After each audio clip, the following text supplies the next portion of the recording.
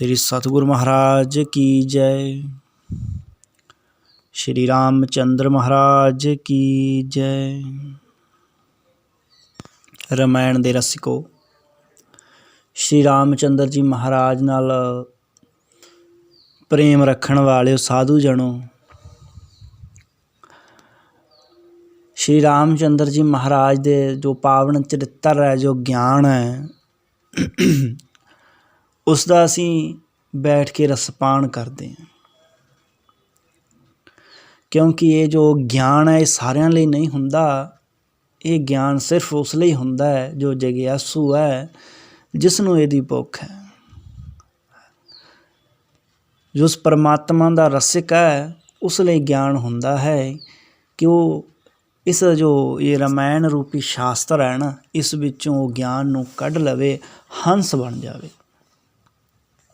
हंस गति नूं प्राप्त करना यही साडा लक्ष्य है। क्योंकि संसार दे विच रहिंदे होए साडा संसार सुखी होवे। 100% तो सुखी इत्थे किसे दा भी नहीं होया, बाला नहीं तो 80-85 सुखी हो जावे, और परलोक साडा सुहेला हो जावे, सुखी हो जावे। इस करके असीं धर्म दे मार्ग ते, धर्म दे रस्ते ते चलदे हैं, और असीं एक सदग्रंथ जिसनूं असीं रामचरित मानस कहंदे हां, उस दी कथा नूं विचारदे हां। क्यों विचारदे हां?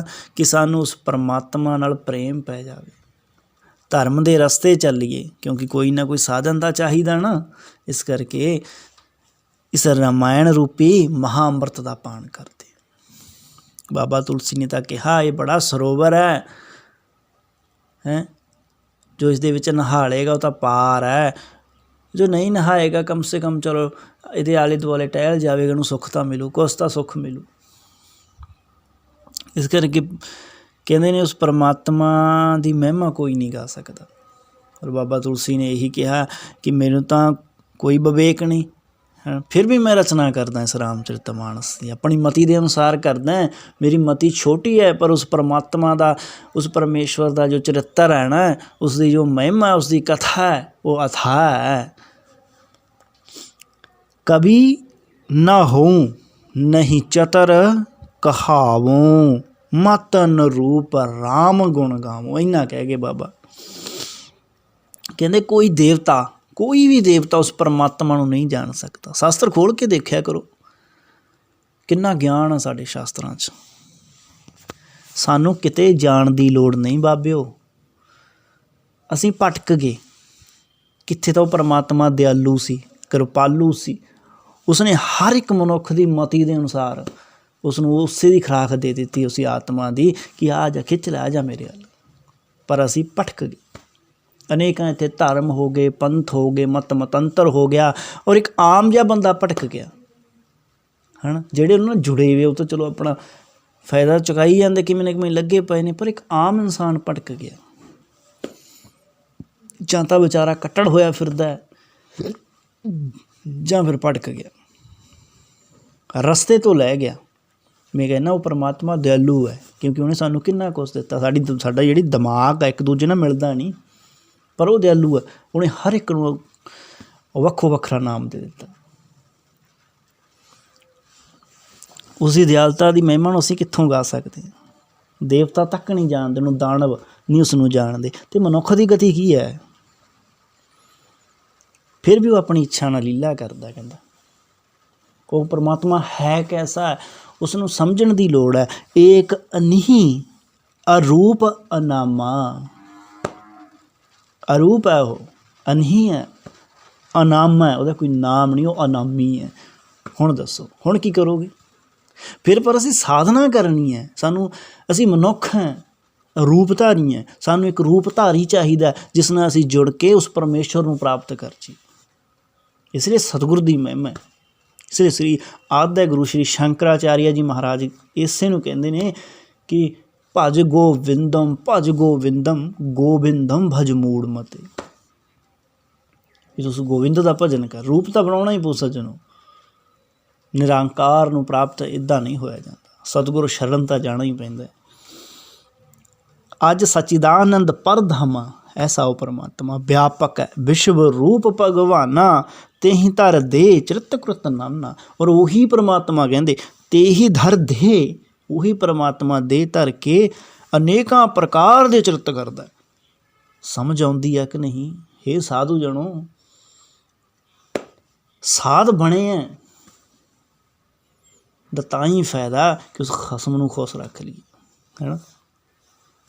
जिसे बाबा वो कहते ने ना कि हम सब नारी एक पर धार, सब कोई तन करे संगार।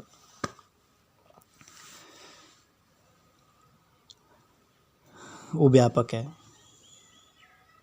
और उस व्यापक नूं पाउण वास्ते असीं संगार कर रखिया वखो वखरा, है ना। ਵੱਖੋ ਵੱਖਰੀ ਦੇਹ ਤੇ ਅਸੀਂ ਚਿੰਨ੍ਹ ਲਾਲੇ ਧਾਰਮਿਕ। ਕਿਉਂ? ਮਾੜੇ ਨਹੀਂ ਉਹ ਚੰਗੇ ਨੇ। ਉਹ ਸਾਡੀ ਨਿਸ਼ਾਨੀ ਹੈ ਕਿ ਅਸੀਂ ਉਸ ਪਰਮੇਸ਼ਵਰ ਦੇ ਹੋ ਗਏ, ਯਤਨ ਕਰਨ ਲੱਗ ਗਏ ਅਸੀਂ। ਉਹ ਪਰਮ ਪਿਤਾ ਪਰਮਾਤਮਾ तेहि धर दे, क्यों धर के है दे? भगत हित लई, गरीब निवाज है वो, अनेकां तर੍ਹਾਂ ਦੇ ਸਰੀਰਾਂ ਨੂੰ ਸਵੀਕਾਰ ਕਰਦਾ। ਕਿਸ ਲਈ? ਜਗਤ ਦੇ ਉਦਾਰ ਲਈ। ਹੁਣ ਰਾਮਚੰਦਰ ਜੀ ਮਹਾਰਾਜ ਉਸ ਪਰ ਬ੍ਰਹਮ ਅਨੰਤ ਅਨਾਮੀ, ਉਸ ਅਕਾਲ ਆਨੰਦ ਪਰਮੇਸ਼ਵਰ ਦਾ ਅਵਤਾਰ, ਉਸ ਜਗਤ ਦੀ ਦਸ਼ਾ ਨੂੰ ਦੇਖ ਕੇ ਉਹ ਵੀ ਦਰਵਿਤ ਹੋ ਉੱਠਦਾ ਹੈ ਔਰ ਉਸ ਪਰਮ ਅਵਸਥਾ 'ਚੋਂ ਉਤਰ ਕੇ ਥੱਲੇ ਆਉਂਦਾ ਹੈ। ਪਰ ਉਸ ਨੂੰ ਅਵਤਾਰ ਕਹਿੰਦੇ ਨੇ ਸੱਜਣ। ਅਵਤਾਰ ਦਾ ਮਤਲਬ ਹੀ ਕੀ ਹੈ? ਜਿਸ ਅਵਤਰਨ ਹੋ ਰਿਹਾ, ਜੋ ਉੱਤਰ ਕੇ ਆ ਰਿਹਾ, ਥੱਲੇ ਨੂੰ ਆ ਰਿਹਾ। ਇਸ ਤਰ੍ਹਾਂ ਯੋਗੀ ਹੈ ਜੋ ਆਪਣੇ ਆਗਿਆ ਚੱਕਰ ਦੇ ਵਿੱਚ ਧਿਆਨ ਨੂੰ ਇਕੱਠਾ ਕਰਦਾ ਹੈ ਔਰ ਉੱਪਰ ਨੂੰ ਜਾਂਦਾ ਹੈ ਔਰ ਉੱਪਰ ਨੂੰ ਉਸ ਪਰਮ ਮੰਜ਼ਿਲ ਤੱਕ, ਉਸ ਤੁਰਿਆ ਅਤੀਤ ਤੱਕ ਹੋ ਜਾਂਦਾ ਹੈ ਔਰ ਫਿਰ ਥੱਲੇ ਜਦੋਂ ਉੱਤਰ ਕੇ ਆਉਂਦਾ ਸੱਜਣੋਂ, ਉਹ ਸੰਤ ਨਿਤ ਅਵਤਾਰ ਹੈ, ਕਿਉਂਕਿ ਉਹ ਪਰਮੇਸ਼ਵਰ ਦੇ ਵਿੱਚੋਂ ਹੋ ਕੇ ਆਇਆ। ਅੰਸ਼ ਤਾਂ ਉਸੇ ਦੀ ਹੋਈ ਹੈ, ਅੰਸ਼ ਉਸੇ ਦੀ ਹੋਈ ਹੈ, ਪਰ ਜਦੋਂ ਆਪਣਾ ਭੇਦ ਜਾਣ ਲੈਂਦਾ ਉਹ ਸੰਤ ਨਿਤ ਅਵਤਾਰ ਹੈ। ਔਰ ਐਸਾ ਅਸੀਂ ਨਹੀਂ ਕਹਿੰਦੇ, ਐਸਾ ਭਾਗਵਤ ਪੁਰਾਣ ਕਹਿੰਦਾ ਹੈ ਕਿ ਸੰਤ ਨਿਤ ਅਵਤਾਰ ਹੈ। ਰਾਮਚੰਦਰ ਜੀ ਮਹਾਰਾਜ ਜੀ ਦਾ ਗੁਣਗਾਨ ਅਨੇਕਾਂ ਹੀ ਮਹਾਂਪੁਰਸ਼ਾਂ ਨੇ ਆਪਣੀ ਤਰ੍ਹਾਂ ਨਾਲ ਕੀਤਾ, ਜਿਨ੍ਹਾਂ ਵਿੱਚ ਵਾਲਮੀਕ ਜੀ ਮਹਾਰਾਜ ਔਰ ਵਿਆਸ ਦੇਵ, ਤੁਲਸੀਦਾਸ ਜੀ ਮਹਾਰਾਜ, ਇਹਨਾਂ ਸਭ ਨੇ ਉਸ ਪਰਮੇਸ਼ਵਰ ਦਾ ਜ਼ਿਕਰ ਕੀਤਾ ਹੈ। ਕਿੰਨੇ ਹੀ ਕਵੀਆਂ ਨੇ ਵੱਖੋ ਵੱਖਰੋ ਨਾਵਾਂ ਨਾਲ ਰਾਮਾਇਣ ਦੀ ਰਚਨਾ ਕੀਤੀ ਹੈ। ਅਦਭੁਤ ਰਚਨਾ ਉਸ ਪਰਮਾਤਮਾ ਦੀ। ਬਾਬਾ ਤੁਲਸੀਦਾਸ ਕਹਿੰਦੇ ਨੇ ਕਿ ਜਿਨ੍ਹਾਂ ਦਾ ਪਰਮਾਤਮਾ ਸ਼੍ਰੀ ਰਾਮ ਦੇ ਚਰਨਾਂ 'ਚ ਪ੍ਰੇਮ ਆ ਨਾ, ਮੈਂ ਉਹਨਾਂ ਨੂੰ ਨਮਸਕਾਰ ਕਰਦਾ। ਮੈਂ ਕਹਿੰਦਾ ਨਮਸਕਾਰ ਕਰਦਾ ਚਾਰ ਵੇਦਾਂ ਨੂੰ, ਬ੍ਰਹਮਾ ਜੀ ਨੂੰ, ਸਰਸਵਤੀ ਮਾਤਾ ਨੂੰ, ਗੰਗਾ ਜੀ ਨੂੰ, ਸ਼ਿਵ ਪਾਰਵਤੀ ਨੂੰ, ਰਾਜਾ ਦਸ਼ਰਥ ਤੇ ਮਾਂ ਕੌਸਲਿਆ ਨੂੰ। ਪਰਿਵਾਰ ਸਹਿਤ ਮੈਂ ਜਨਕ ਜੀ ਅਤੇ ਰਾਮਚੰਦਰ ਜੀ ਸਮੇਤ ਭਰਤ, ਲਛਮਣ ਅਤੇ ਸ਼ਤਰੂਘਨ ਜੀ ਨੂੰ ਪ੍ਰਣਾਮ ਕਰਦਾ। ਕਿੰਨੇ ਮਹਾਂਪੁਰਸ਼ ਸ਼੍ਰੀ ਰਾਮਚੰਦਰ ਜੀ ਮਹਾਰਾਜ ਦੇ ਨਾਲ ਰਹੇ, ਮੈਂ ਉਹਨਾਂ ਸਭ ਨੂੰ ਪ੍ਰਣਾਮ ਕਰਦਾ, ਕਿਉਂਕਿ ਉਹ ਸੰਤ ਦੇ ਨਾਲ ਰਹਿੰਦੇ ਨੇ ਨਾ, ਉਹ ਤਰ ਜਾਂਦੇ ਨੇ ਬਾਬਿਓ। ਹਨੂੰਮਾਨ ਜੀ ਮਹਾਰਾਜ, ਜਿਨ੍ਹਾਂ ਦਾ ਚਰਿੱਤਰ ਬੜਾ ਹੀ ਪਾਵਨ ਹੈ ਸੱਜਣੋਂ। ਸੁਗਰੀਵ, ਯਾਮਾਵੰਤ, ਭਵੀਸ਼ਨ, ਅੰਗਦ, ਸੁਖਦੇਵ ਮੁਨੀ, ਸਨਕਾਦ, ਨਾਰਦ ਜੀ ਅਤੇ ਮਾਤਾ ਸੀਤਾ, ਇਹ ਸਭ ਦੀ ਮੈਂ ਵੰਦਨਾ ਕਰਦਾ ਹੈ, ਕਿਉਂਕਿ ਇਹਨਾਂ ਦਾ ਪ੍ਰੇਮ ਸ਼੍ਰੀ ਰਾਮਚੰਦਰ ਦੇ ਚਰਨ ਕਮਲਾਂ ਦੇ ਵਿੱਚ ਹੈ। ਬਾਬਾ ਕਹਿੰਦੇ ਪੁਣ ਮਨ ਵਚਨ ਕਰਮ ਰਘੁਨਾਇਕ, ਚਰਨ ਕਮਲ ਬੰਦਿਓ ਸਭ ਲਾਇਕ।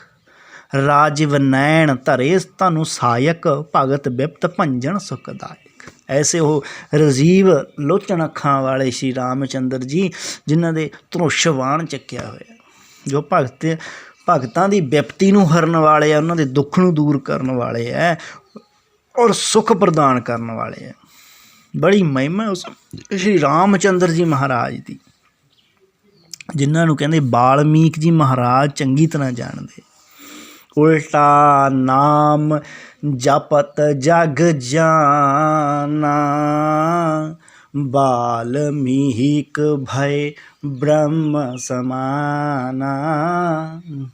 ਸਮਝੋ ਇਸ ਗੱਲ ਨੂੰ, ਇਹ ਸਮਝੋ ਬਾਬਿਓ, ਸਮਝੋ। ਉਲਟਾ ਨਾਮ ਜਪ ਕੇ ਚਿੱਤ ਇਕਾਗਰ ਹੋ ਗਿਆ, ਇਕਾਗਰਤਾ ਵਧੀ ਔਰ ਸੁਰਤ ਸਿੱਧੀ ਕਿ ਉੱਪਰ ਨੂੰ ਚੜ੍ਹ ਗਈ। ਬਾਬੇ ਥੱਲੇ ਨੂੰ ਆ ਅਸੀਂ, ਉੱਪਰ ਨੂੰ ਜਾਓ। 9 ਦੁਆਰਾਂ ਦੇ ਵਿੱਚ ਇਹ ਸੁਰਤ ਫਸੀ ਹੋਈ ਹੈ ਔਰ ਇਸ ਸੁਰਤ ਨੂੰ ਕੱਢ ਕੇ ਕਿੱਥੇ ਲੈ ਕੇ ਜਾਣਾ? ਉੱਪਰ ਨੂੰ ਲੈ ਚੱਲੋ, ਬ੍ਰਹਮ ਨੂੰ ਲੈ ਚੱਲੋ, ਬ੍ਰਹਮ ਹੀ ਹੋ ਜਾਓ।